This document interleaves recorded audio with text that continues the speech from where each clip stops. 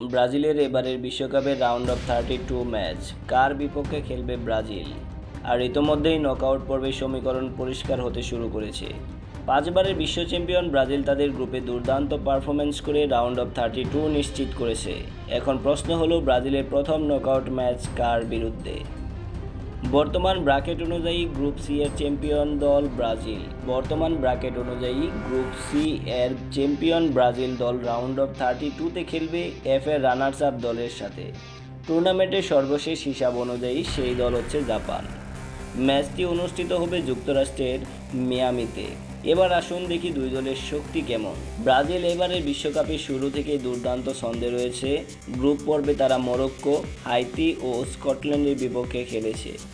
Vinicius junior ধারাবাহিকভাবে গোল করে চলছেন, দলের আক্রমণ ভাগকে নিয়ন্ত্রণ করছেন তিনি। ম্যাথিউস কুনিয়াও গোলের ধারায় আছেন। অন্যদিকে নেইমারের ইনক্লিউড, যা ব্রাজিলের জন্য বড় সুসংবাদ। জাপানের বিপক্ষে ব্রাজিলের সম্ভাব্য একাদশ হচ্ছে গোলরক্ষক অ্যালিসন বেকার, ডিফেন্ডার হিসেবে থাকবে দানিলো, মিলিতাও, মার্কুইনোস আরানা। মিডফিল্ডার হিসেবে থাকবে ব্রুনো গুইমারিস, জোয়াও গোমেস এবং পাকেতা। ফরওয়ার্ড হিসেবে থাকবে রদ্রিগো, ভিনিসিয়াস জুনিয়র এবং নেইমার। অপরদিকে জাপান বর্তমানে এশিয়ার অন্যতম শক্তিশালী দল।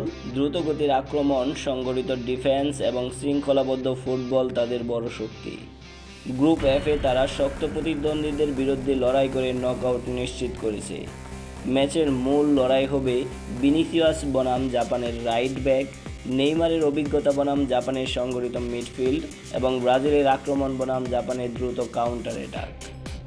কাগজে কলমে ব্রাজিল ফেভারিট হলেও বিশ্বকাপের নকআউট ম্যাচে কোনো দলকে হালকাভাবে নেওয়া যাচ্ছে না।